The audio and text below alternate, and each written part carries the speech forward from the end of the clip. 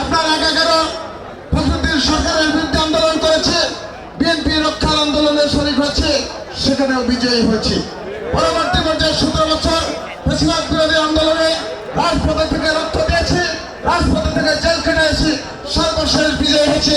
তারেক রহমান বাংলাদেশের নেতৃত্ব দেবে, সেই জায়গাতে আমরা সফল হয়েছি। আজকে নতুন করে সেই জায়গায় এসেছি। লালপুর বাগাতিপাড়ার বিএনপি আজকে বিভিন্ন টুকরায় ভাগা হয়েছিল। এই বিএনপিকে আমার ঐক্যবদ্ধ করে আমি আমার রাজনীতি থেকে বিদায় নিতে চাই। সেই প্রক্রিয়া আজকে থেকে শুরু করেছি। আজকে থেকে লালপুর বাগাতিপাড়ার বিএনপিকে ঐক্যবদ্ধ করার যে প্রক্রিয়া শুরু হলো, আপনারা দেখেছেন সকল প্রক্রিয়ার এটা প্রাথমিক পর্যায়ে। ইনশাল্লাহ আমি আপনাদেরকে বলতে চাই, আপনারা অনেকে বলছেন যে টিপু পরিষ্কার হয়েছে। খালেদা জিয়া, টিপুর কোন অফিসে খালেদা জিয়া, জিয়া রহমান, তারেক রহমানের ছবি রাখা যাবে না। ওইটা আমার আদর্শ। খালেদা জিয়া, তারেক রহমান, জিয়া রহমানের ছবি থাকবে, এই জায়গায় কোনো কম্প্রোমাইজ হবে না। অনেকেই আমরা কিন্তু মাঝখানে আমি লিখ করি নাই, আমরা মাঝখানে বিএনপি থেকে পদত্যাগ করে যাই নাই, আমরা 5ই আগস্টের পরে বিএনপি করা শুরু করি নাই। কোনো হুমকি ধুমকি দিয়ে লাভ হবে না, হুমকি ধুমকি ভয় করি না আমরা। আমরা আওয়ামী লীগের এমপি মন্ত্রীদেরকে নিয়ে এসে পায়ে সালাম করে আমরা লোক টাকা ইনকাম করি নাই। আমরা 12 তারিখে প্রমাণ করতে চাই, লালপুর বাগাতিপাড়ার মানুষ সন্ত্রাসের বিরুদ্ধে, চাঁদাবাজের বিরুদ্ধে, মামলাবাজের বিরুদ্ধে রায় দিবে। আপনি 1 বছর রাজনীতিতে এসেই লালপুর বাগাতিপাড়ার বিএনপি অসংখ্য নেতাকর্মীকে আপনি জেল খাটিয়েছেন।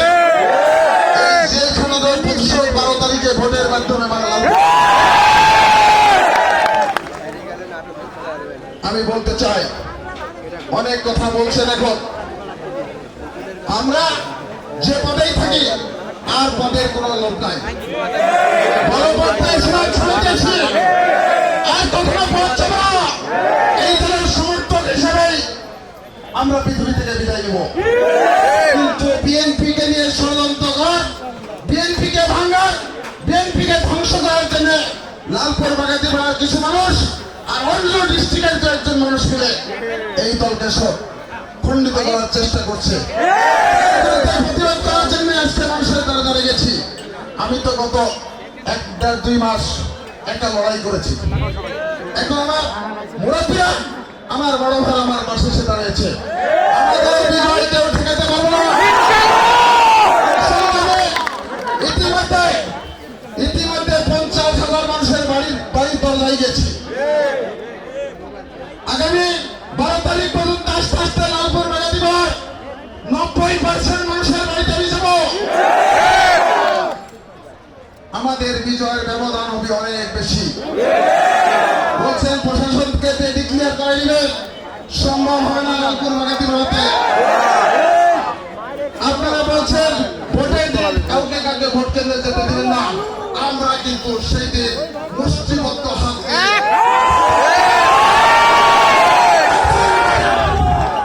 একজন ভোটারকেও ভোট কেন্দ্রে যেতে বাধা দিলে তার প্রতিরোধ আমরা করব।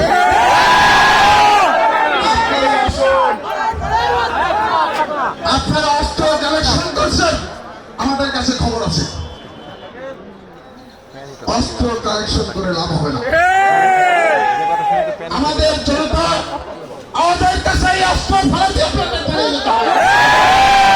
এইসব ষড়যন্ত্র বন্ধ করে কিছু ছেলেকে আপনারা বিভিন্নভাবে ভাগাই নিয়েছে, তাদেরকে এইসব কাজে ব্যবহার করার চেষ্টা করছেন। বন্ধ করেন।